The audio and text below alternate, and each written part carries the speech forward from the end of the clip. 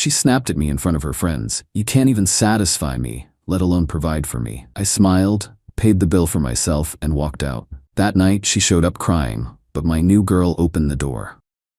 Hey viewers, just a quick thanks. Over 14% of you are already subscribed, and it means the world.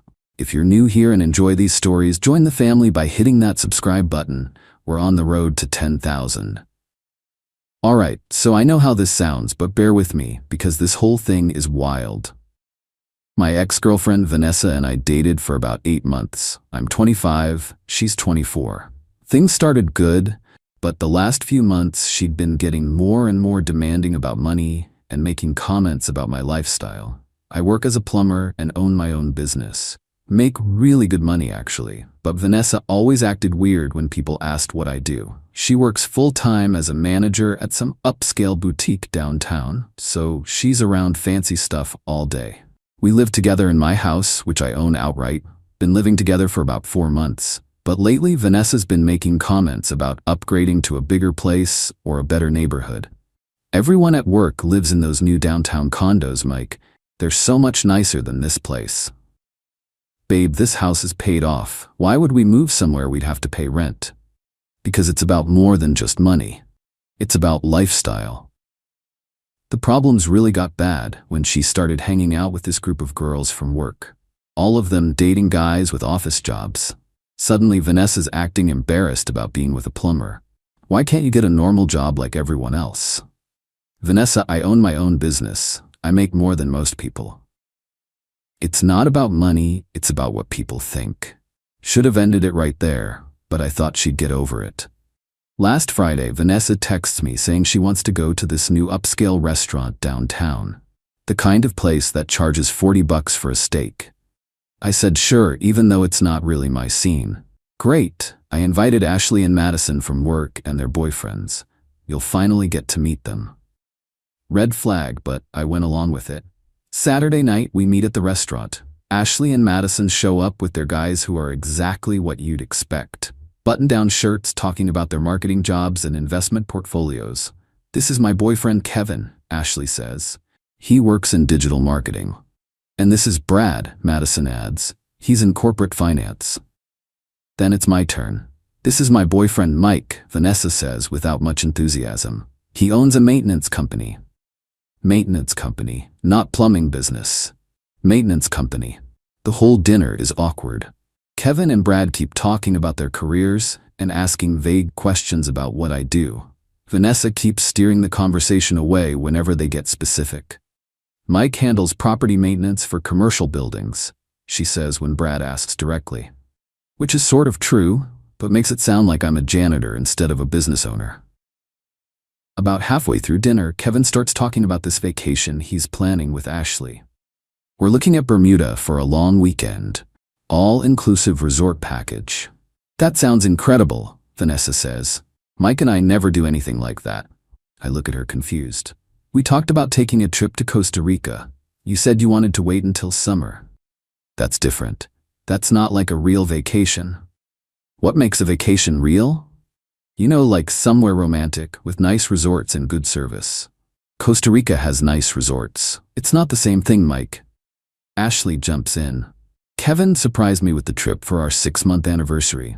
It's so nice having someone who knows how to treat you right." The comment hangs in the air. I can see where this is going.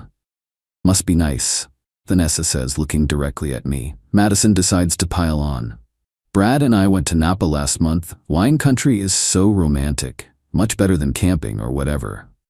"See, that's what I'm talking about," Vanessa says. "Some people know how to plan real dates." "Vanessa, we've been on plenty of nice dates." "Like what?" "That weekend at the lake house. The concert downtown. Dinner at Romano's last month." Those aren't the same thing. How are they not the same thing? Because they're not impressive. They're just normal. Kevin and Brad are watching this conversation like it's entertainment. Ashley and Madison are exchanging looks. "Vanessa, maybe we should talk about this at home." "No, let's talk about it now. I'm tired of pretending everything's fine. Pretending what's fine? Our relationship, Mike, our future." "What's wrong with our future?" "What future? You're content just running a little maintenance business forever." "It's not a little business, it's successful. Successful compared to what? Compared to most businesses. I do well. Define well. I'm getting irritated now. I make good money, Vanessa. You know this. How good? Good enough to own a house and support both of us. That's not what I asked. The table goes quiet. Everyone's staring at us. Vanessa, what do you want me to say? I want you to be honest about your limitations. What limitations? Your career limitations, Mike. Your ambition limitations. I don't have limitations. I have a successful business.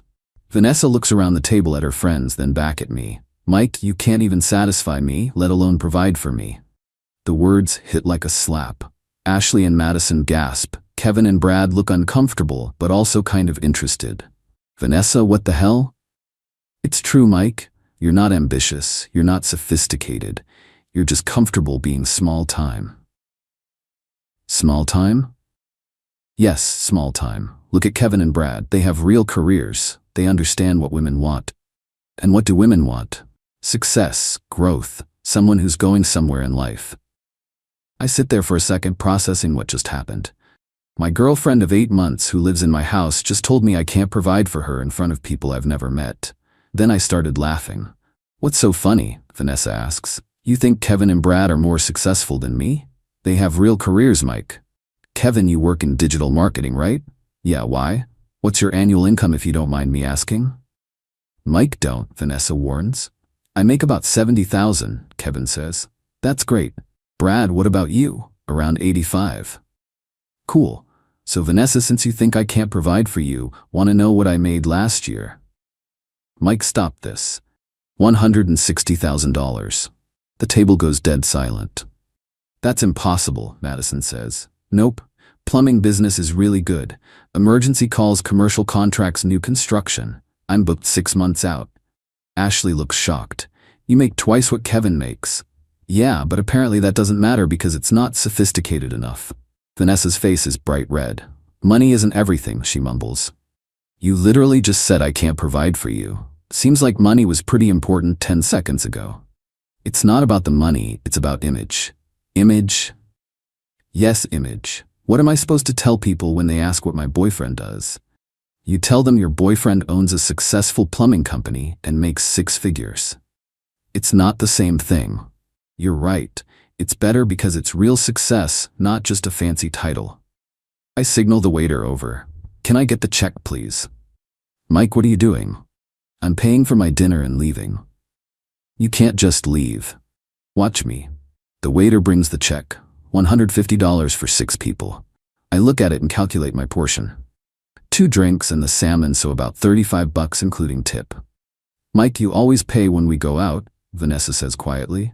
You just told me I can't provide for you. Figured I should stop trying. I put $40 on the table and stand up. Thanks for dinner, everyone. Good luck paying for the rest. Mike, sit down. Don't make a scene. I'm not making a scene. I'm leaving.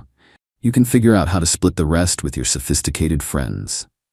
I walked out of that restaurant, feeling like I'd dodged a bullet. Got home and sat on my couch thinking about what just happened. Vanessa had been living in my house for 4 months, eating food I paid for, sleeping in a bed I bought, and she just told strangers I couldn't provide for her. My phone started buzzing around 11 p.m. Texts from Vanessa. Mike, I'm sorry. I didn't mean what I said. Ashley had to lend me money for my part of dinner. Can you Venmo me back? Mike, please answer me. I'm getting an Uber home. We need to talk. I didn't respond to any of them. She got home around midnight and tried to talk to me, but I went to my bedroom and locked the door. Sunday morning she was gone when I woke up. Left a note saying she was staying at Ashley's for a few days while I cooled off. Sunday afternoon, I was at the hardware store getting supplies when I ran into this girl, Emma, from high school. We'd been friends back then, but lost touch after graduation. Mike? Oh my God, how are you? Emma, hey. I'm good. What are you up to? Just moved back to town last month. Got a job at the hospital as a nurse. We talked for like an hour in the parking lot catching up. Emma was smart, funny, down to earth, complete opposite of Vanessa. We should grab coffee sometime, she said. I'd like that. We exchanged numbers and made plans for Tuesday. Monday, Vanessa came by the house while I was at work and packed more of her stuff. Left another note saying she needed time to think about us. Tuesday, I had coffee with Emma. We talked for 3 hours about everything. Work, family, goals, dreams. She was impressed that I owned my own business.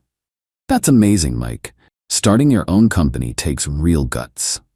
Thanks, it's been good to me. I bet. Plus you're helping people. When my bathroom flooded last year, I would have paid anything to get it fixed fast.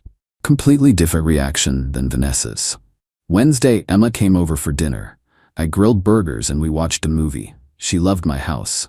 Mike, this place is beautiful. You own this whole house? Yeah, bought it 3 years ago.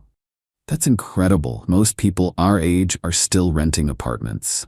One of the benefits of getting into business early. Thursday, Vanessa texted asking if we could meet to talk. I ignored it. Friday, she called my mom. They'd met a few times when we were dating, so Vanessa had her number. My mom called me later laughing. Mike, some girl called me crying about how she made a mistake and needs you back. What did you tell her? I told her if she was dumb enough to be embarrassed about a man who owns his own house and business, she deserved what she got. Mom, you didn't. I sure did. Then I told her you were raised better than to chase after people who don't appreciate you. Saturday night, Emma and I went out to a nice restaurant. Real date this time.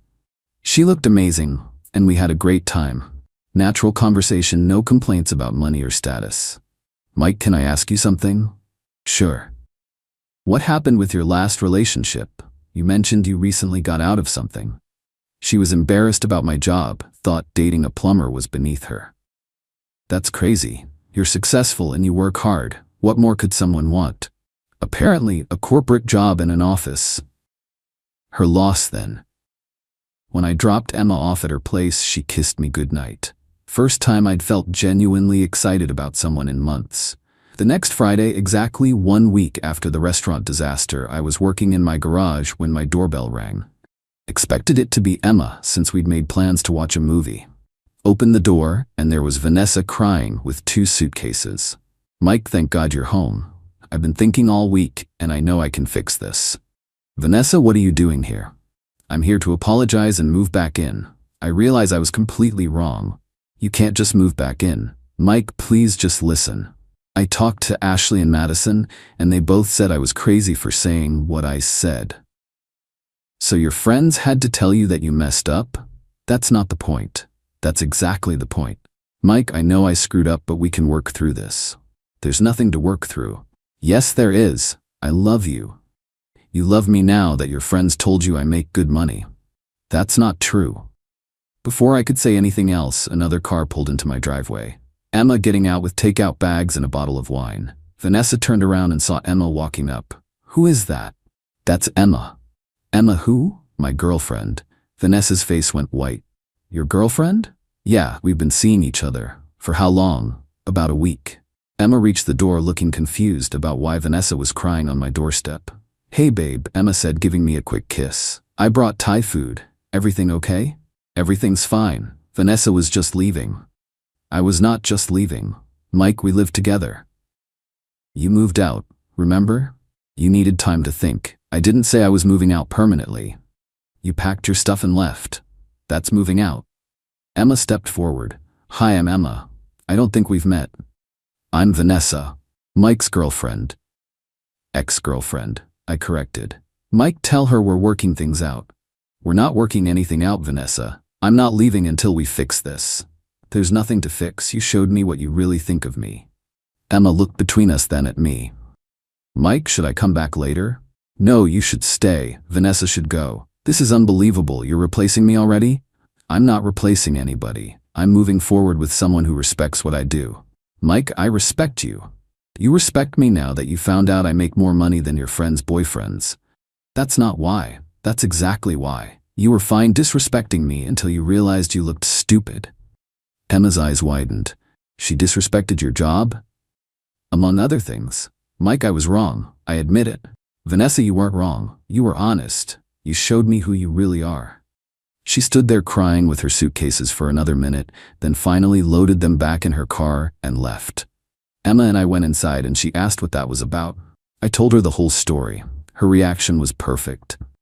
Mike, she sounds awful. Who says something like that about someone they supposedly love? Someone who cares more about what other people think than about reality. Well, I think what you do is impressive. You built something from nothing. That was 6 weeks ago. Emma and I are official now, and things are amazing. She's proud to tell people I own my own business and never makes me feel like I need to apologize for my success. Vanessa tried calling a few more times, but I blocked her number. Ashley reached out once to say most people at their work thought Vanessa was out of line at dinner. Last week I ran into Kevin at the gas station. He seemed embarrassed, but came over. Mike, hey man, look about that dinner. Don't worry about it. Nah, I feel bad. Vanessa was really harsh, and honestly, I was impressed when you told us what you make.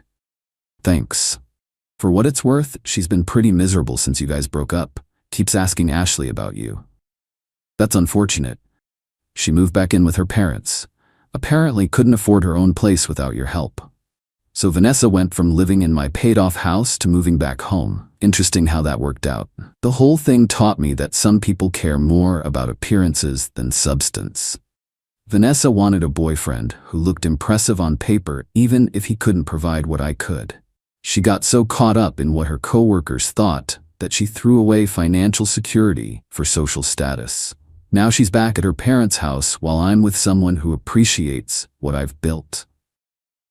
Sometimes the best revenge is just letting people face the consequences of their own choices.